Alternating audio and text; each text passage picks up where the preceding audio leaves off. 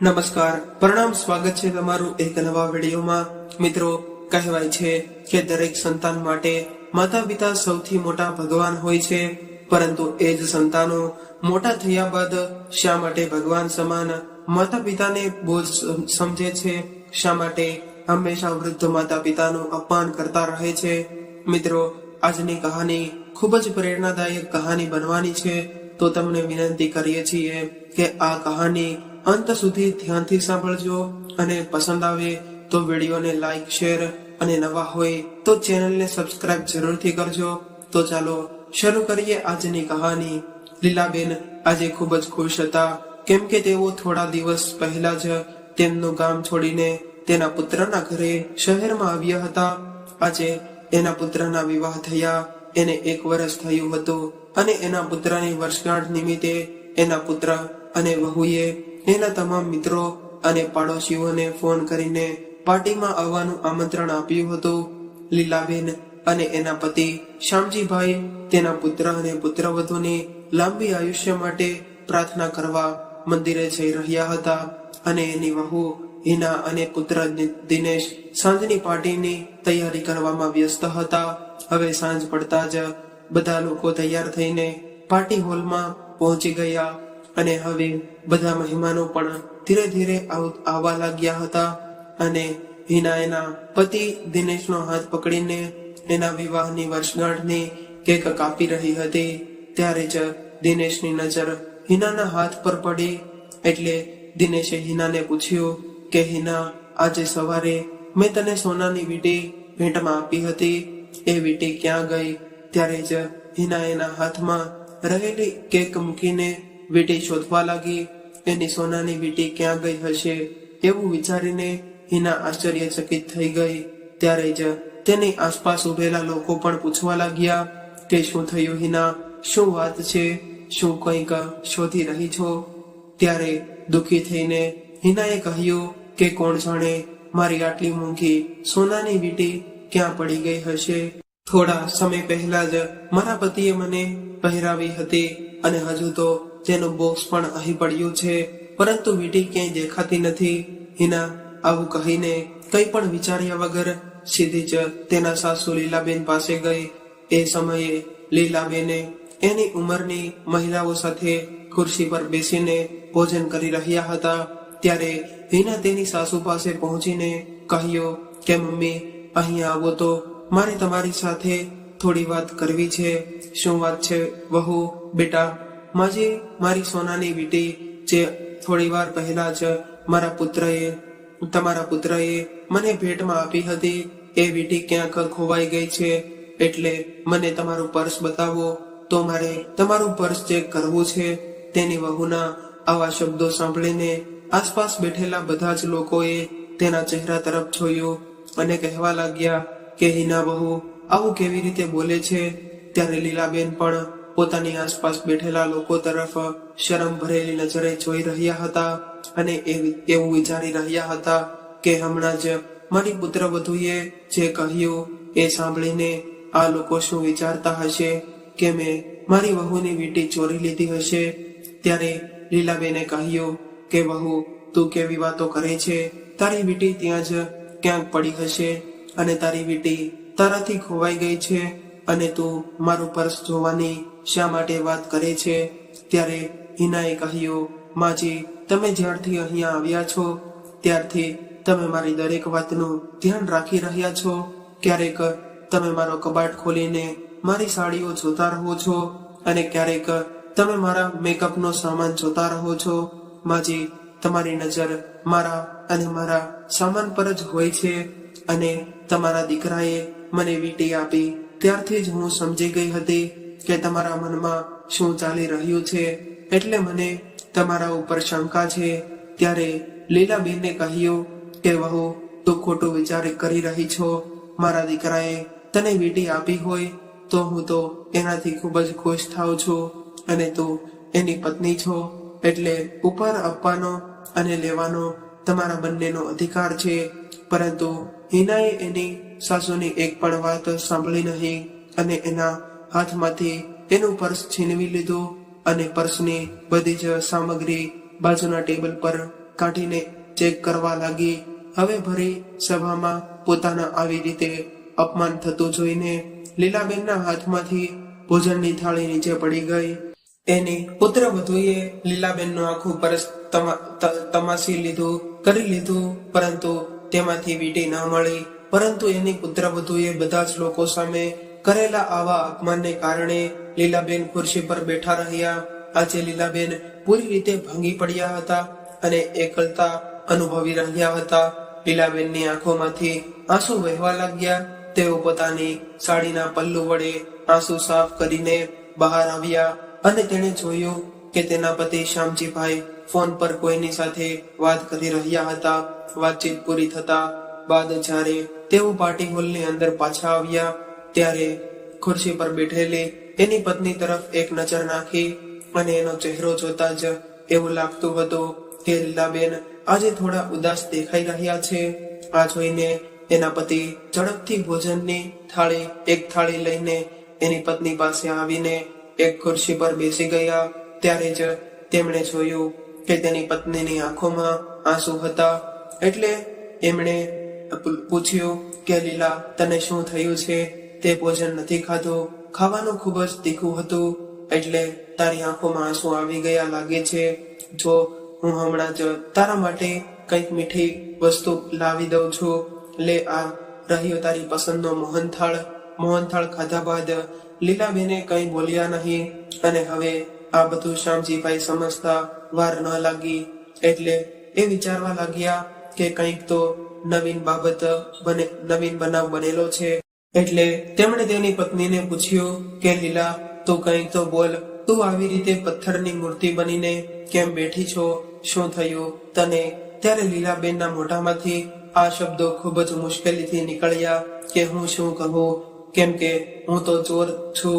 મારી પુત્ર વધુ એ બધા જ લોકોની સામે મારું પર્સ ચેક કરીને મારી આબરૂના ધજાગરા કરી નાખ્યા છે. શું હું તમને ચોર લાગુ છું? હું કોઈ ચોર નથી. આટલું કહીને લીલાબેન રડવા લાગ્યા. ત્યારે શ્યામજીભાઈએ એને શાંત કરવા કહ્યું કે લીલા, તું આવી વાતો શા માટે કરે છે? તને કોણ કહે છે કે તું ચોર છે?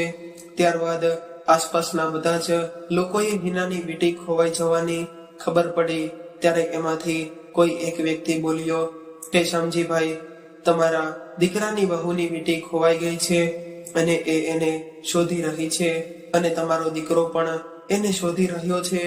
ત્યારે શ્યામજીભાઈની નજર બેઠેલી એક વૃદ્ધ મહિલા બોલી કે તમારી પુત્ર વધુની વીંટી એની પાસે હોવી જોઈએ. પહેલા ત્યાં એને આજુબાજુમાં શોધવી જોઈએ. પરંતુ આ વહુએ તો એની સાસુનું બધા જ લોકો સામે એવું અપમાન કર્યું છે. જો કે જાણો કે એની સાસુ તો ચોર હોય અને એની વીંટી ચોરી લીધી હોય. પાર્ટીમાં ઘણા બધા લોકો હાજર છે. થોડી તો શરમ કરવી જોઈએ ને. જુઓ તો બિચારી ક્યારની ગુસમુસ બેઠી છે. અને શ્યામજીભાઈએ આ બધી વાતો સાંભળી ત્યારે એને ખૂબ જ ગુસ્સો આવ્યો અને વિચારવા લાગ્યા કે વહુએ એની સાસુ પર આવડો મોટો અપરાધ કેવી રીતે લગાવ્યો હશે.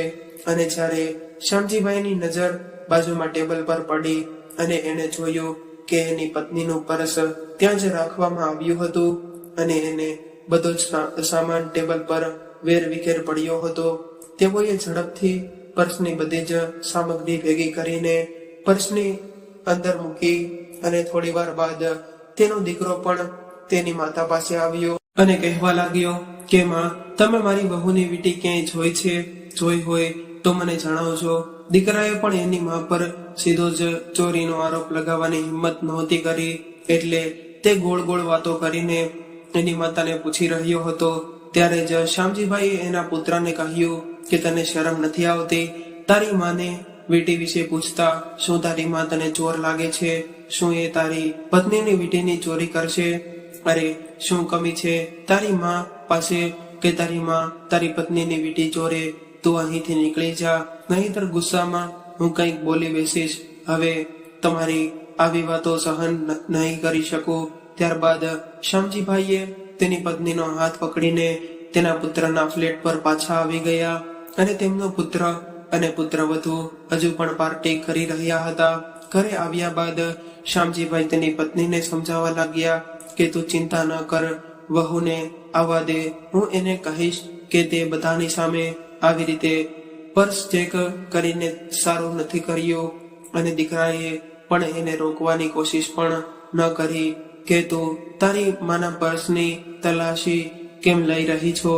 મારી માં આવું ક્યારેય ન કરે.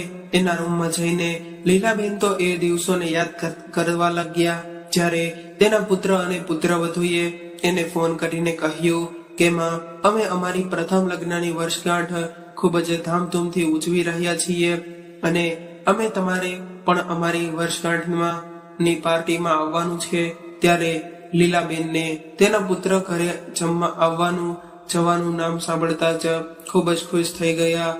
આજે એ પ્રથમ વખત એની પુત્રવધુ અને પુત્રના ઘરે જઈ રહ્યા હતા, કારણ કે તેનો પુત્ર જ્યારથી શહેરમાં નોકરી કરવા આવ્યો છે ત્યારથી જ્યારે પણ એને એના પુત્રની યાદ આવતી ત્યારે એ પુત્રને ગામડે બોલાવી લેતા હતા. પરંતુ આજે તેના વિવાહ થયા ત્યારબાદ દીકરાએ એના મોટો ફ્લેટ ખરીદ્યો અને એ બંને આરામથી ત્યાં રહે છે. આજે એના લગ્નને 1 વર્ષ થવાનું હતું ત્યારે લીલાબેન એના પતિને કહેવા લાગ્યા કે સાંભળો છો, આ મારી પુત્રવધુની પ્રથમ વર્ષગાંઠ છે, એટલે હું મારી વહુને ખૂબ જ સરસ ભેટ આપીશ. ત્યારે શ્યામજીભાઈએ કહ્યું કે ચાલ, હું આજે તને બજારમાં લઈ જાઉં છું, એટલે તું વહુ માટે કોઈ સરસ સાડી ખરીદી લે. ત્યારે લીલાબેને કહ્યું કે નહીં, હું તો મારી વહુને સોનાની કડલી આપવાની છું. બીજા દિવસે શ્યામજીભાઈ લીલાબેનને લઈને સોનાની દુકાને ગયા ને વહુ માટે ખૂબ જ સરસ સોનાની કડલી ખરીદી અને લીલાબેને કડલી લેવા ગયા હતા. ત્યારે એ ખૂબ જ ખુશ હતા અને એવું વિચારી રહ્યા હતા કે જ્યારે હું મારી વહુને આ કડલી ઉપહારમાં આપીશ ત્યારે મારી વહુ કેટલી બધી ખુશ થઈ જશે. મારી આ વર્ષગાંઠ ભેટને સ્વીકારીને મને ગળે લગાડી લેશે. લીલાબેન તો તેના હૃદયમાં ઘણી બધી ઈચ્છાઓ રાખી હતી. વાસ્તવમાં તો દિનેશ, લીલાબેન અને શ્યામજીભાઈનો એકનો એક પુત્ર હતો. શ્યામજીભાઈ ગામની સરકારી શાળામાં અંગ્રેજી ભાષાના શિક્ષક હતા અને શ્યામજીભાઈ તેમના વિસ્તારના ખૂબ જ પ્રતિષ્ઠિત શિક્ષક હતા. ગામમાં દરેક વ્યક્તિ તેને એના નામથી નહીં પરંતુ માસ્તરજીના નામથી ઓળખતા હતા. અને શ્યામજીભાઈનો દીકરો દિનેશ પણ ભણવામાં ખૂબ જ હોશિયાર હતો. તેણે પોતાના દીકરાનું શાળાનું શિક્ષણ ગામમાં જ પૂરું કરાવ્યું હતું અને ત્યારબાદ દીકરાને ભણવા માટે શહેરમાં મોકલ્યો હતો. શ્યામજીભાઈ તેની કમાણીના બધા જ રૂપિયા એના દીકરાના ભણતર પાછળ ખર્ચા કરતા હતા. ધીરે ધીરે સમય વીતવા લાગ્યો અને હવે દિનેશ પણ ભણી ગણીને સારી નોકરી કરવા લાગ્યો હતો. અને ત્યારબાદ દિનેશ માટે વિવાહ માટે હિનાને પસંદ કરવામાં આવી અને વિવાહની તૈયારી શરૂ થઈ ગઈ. એ બંનેના વિવાહ પણ ખૂબ જ ધામધૂમથી કરાવી દીધા અને લીલાબેન અને શ્યામજીભાઈએ તેના પુત્ર અને પુત્રવધુની ઈચ્છા મુજબ વિવાહની કોઈ કમી નહોતી રાખી. બધું જ કર્યું હતું, કારણ કે લીલાબેને તેના મનમાં ક્યારેય પણ ક્યાંક ને ક્યાંક એવો અહેસાસ પણ હતો કે મારે કોઈ દીકરી નથી અને જ્યારે હિના વહુ બનીને મારા ઘરમાં આવશે ત્યારે હું એને દીકરી તરીકે રાખીશ અને મારી દીકરી જેવો જ પ્રેમ અને સ્નેહ આપીશ. હિનાને ક્યારેય એવું નહીં લાગવા દઉં કે એ એના સાસરે છે. પરંતુ લીલાબેનને આ ક્યાં ખબર હતી કે દીકરી તો દીકરી હોય છે અને વહુ ક્યારેય દીકરી નથી બની શકતી. અને વહુ સાસુ વહુને ગમે જેટલો પ્રેમ કરે તો પણ સાસુ ક્યારેય માં નથી બની શકતી. મિત્રો, આ દુનિયાનું સત્ય છે, એ કોઈ બદલી નથી શકતું. લીલાબેન આવું બધું વિચારી રહ્યા હતા ત્યારે જ અચાનક એમને કોઈના આવવાનો અવાજ સાંભળ્યો. જ્યારે લીલાબેને દરવાજો ખોલ્યો તો એણે સામે એનો દીકરો અને વહુ ઉભેલા જોયા. આખી પાર્ટી પૂરી કરીને રાત્રે લગભગ 1 વાગ્યે બંને ઘરે પાછા આવ્યા. લીલાબેને આજે શાંતિથી દરવાજો ખોલ્યો અને એ એના રૂમમાં જતા રહ્યા. એનો પુત્ર એને કંઈક કહેવા માટે આગળ વધ્યો, પરંતુ લીલાબેને કહ્યું કે અત્યારે કંઈ કહેવાની કે સાંભળવાની જરૂર નથી અને અત્યારે મોડી રાત થઈ ગઈ છે, એટલે બધા જ શાંતિથી પોતાના રૂમમાં જઈને સૂઈ જાઓ. ત્યારે શ્યામજીભાઈ પણ થોડા ખડખડતા અવાજમાં લીધે ઉઠી ગયા. કે શું થયું લીલા, તું હજી કેમ સૂતી નથી? અને બહારથી કોનો અવાજ આવી રહ્યો હતો. કઈ નહીં, દીકરો અને વહુ પાર્ટીમાંથી આવ્યા છે. ત્યારે લીલાબેનને યાદ આવ્યું કે અમે વહુ માટે પોતાની કડલી લાવ્યા હતા અને એ સોનાની કડલી તો અમે એને આપી નથી. જ્યારે પુત્રએ એની વીંટી પહેરવાની હતી તે જ સમયે મેં વિચાર્યું હતું કે આપણે સાથે લાવેલી કડલી એને આપી દઈશું, પણ મને ખબર નહોતી કે તમે ક્યાં બહાર ફરી રહ્યા હતા. મેં તમને ક્યાંય જોયા નહીં અને એ કડલી તો તમારા ખિસ્સામાં રાખી દીધી અને પછી હું આવીને જમવા બેસી ગઈ અને ત્યારબાદ આવું બધું થયું. અંતમાં એમાં તો માં હોય છે. આટલું બધું થયા બાદ પણ લીલાબેને પોતાના પતિને કહેવા લાગ્યા કે આપણે એવું કરીશું કે એ કડલી તમારી વહુને કાલે સવારે આપી દઈશું. ત્યારે શ્યામજીભાઈએ તેના ખાટલા ઉપરથી ઊભા થયા અને લીલાબેનને કહ્યું કે ના લીલા, હું એને આ કડલી નથી આપવાનો, કારણ કે આપણે એટલા હરખથી આપણી પુત્રવધુ માટે આ સોનાની કડલી લાવ્યા હતા, પરંતુ વહુએ તો આ બધા જ લોકોની સામે તારું એવું અપમાન કર્યું હતું કે મેં એ તો ભૂલી ગઈ છું. હવે હું પુત્રવધુને આ કડલી ક્યારેય નહીં આપું. પોતાના પતિની સામે લીલાબેન કંઈ બોલી શક્યા નહીં, કારણ કે એને પણ એની વહુનું આવું વર્તન ખરાબ લાગ્યું હતું. સવારે 9 વાગ્યા સુધી બધા જ સૂઈ રહ્યા, કારણ કે પાર્ટી મોડી રાત સુધી ચાલી રહી હતી, એટલે કોઈ વહેલા ઉઠ્યા ન હતા. ત્યારે લીલાબેને ઉઠીને રસોડામાં ગયા અને એના પતિ માટે ચા બનાવીને લઈને આવ્યા. જ્યારે તેઓ ચા પી રહ્યા હતા ત્યારે જેનો દીકરો અને વહુ બંને જાગી ગયા અને દીકરો કહેવા લાગ્યો કે માં, તમે એકલા ચા બનાવીને પી લીધી અને તમે મારા માટે તો ચા પણ ન બનાવી. ત્યારે લીલાબેને કહ્યું કે ઠીક છે દીકરા, હું હમણાં જ બનાવી આપું છું. લીલાબેન ચા બનાવવા માટે જ્યારે ઊભા થયા ત્યારે શ્યામજીભાઈએ એને પાછા બેસી જવાનું કહ્યું અને એના દીકરા સામે જોઈને કહ્યું કે કેમ દીકરા, તે અને તારી વહુએ કાલે તારી માં સાથે જે કર્યું એ જોઈને તને હજુ પણ આશા છે કે તારી માં તારા માટે ચા બનાવીને લાવશે. ત્યારે દિનેશે એની માતાને કહ્યું કે માં, કાલે હિનાની વીંટી એના પર્સમાંથી પડી ગઈ હતી અને ઘણી બધી શોધ્યા બાદ પણ એને ક્યાંય ન મળી. ત્યારે એને લાગ્યું કે એ ક્યાંક પડી ગઈ હશે, કદાચ એ કોઈના હાથમાં આવી ગઈ હશે, એટલે જ તે હું એને શોધી ના શક્યો. અને થોડા સમય બાદ જ્યારે હિનાનો ફોન એના પર્સમાં પડ્યો હતો એમાં કોઈકનો ફોન આવ્યો અને જ્યારે એ ફોન ઉપાડવા માટે મેં ફોન પર્સમાંથી કાઢ્યો ત્યારે હિનાની વીંટી એના પર્સમાં પડી હતી. મને માફ કરી દો, હિનાએ તમારી સાથે કર્યું એ સારું નથી કર્યું. હિનાને નજીકમાં ઉભેલી જોઈને શ્યામજીભાઈએ કહ્યું કે વહુ, તારી સાસુના પર્સની તલાશી લેતા પહેલા તારે એકવાર તારું પર્સ ચેક કરવું જોઈએ, ત્યારબાદ બીજા કોઈને દોષ આપવો જોઈએ.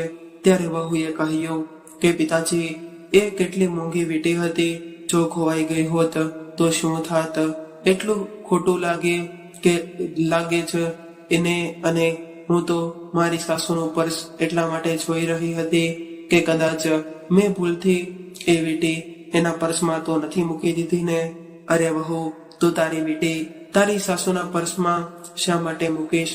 તારી આટલી કિંમતી વીંટી તો તું જાતે જ રાખીશ ને. તે જાણી જોઈને તારી સાસુનું બધાની સામે આટલું બહાદુરીથી અપમાન કર્યું છે. આ બધું હું બિલકુલ સહન નહીં કરી શકું. અને વહુ, શું તમને એવું લાગે છે કે હું મારી પત્નીએ આવી વીંટીઓ ક્યારેય જોઈ નહીં હોય? વહુ, મારી પાસે અત્યારે પણ પૈસા છે કે હું મારી પત્ની માટે એનાથી પણ વધુ સુંદર 4 વીંટી ખરીદી શકું છું. આજે પણ મને પેન્શન મળે છે અને આજે મારા 70 વર્ષ થયા બાદ પણ હું બાળકોને ટ્યુશન કરાવી રહ્યો છું. મારી પાસે એટલા પૈસા છે કે હું મારી પત્ની માટે દર મહિને એક નવી વીંટી ખરીદીને આપી શકું. એટલે આજે એક વાત કાન ખોલીને સાંભળી લે છે કે મારી પત્ની પર કોઈ પણ વાતનો દોષ લગાવતા પહેલા 10 વાર વિચારી લેજો, નહીતર મારાથી ખરાબ બીજું કોઈ નહીં હોય. પિતાજીના ગુસ્સાને જોઈને દિનેશ એની માતા પાસે આવ્યો અને કહ્યું કે માં, મને માફ કરી દો, અમારાથી ભૂલ થઈ ગઈ છે. આવી ભૂલ હું ફરી ક્યારેય નહીં કરું. કારણ કે દિનેશ જાણતો હતો કે એના પિતાજી આજે એને આટલી સરળતાથી માફ નહોતા કરવાના, પણ એની માં ખૂબ જ કોમળ હૃદયની છે અને એટલે દિનેશ એની માતા પાસે ગયો અને હાથ જોડીને માફી માંગવા લાગ્યો. લીલાબેને પણ દીકરા અને વહુ પર દયા કરીને માફ કરી દીધા. ત્યારબાદ દીકરાએ હસતા હસતા કહ્યું કે માં, તમે તો તમારી વહુને લગ્નની વર્ષગાંઠમાં પર કોઈ ભેટ ના આપી અને ભેટ આપવા કઈ લાવ્યા નથી.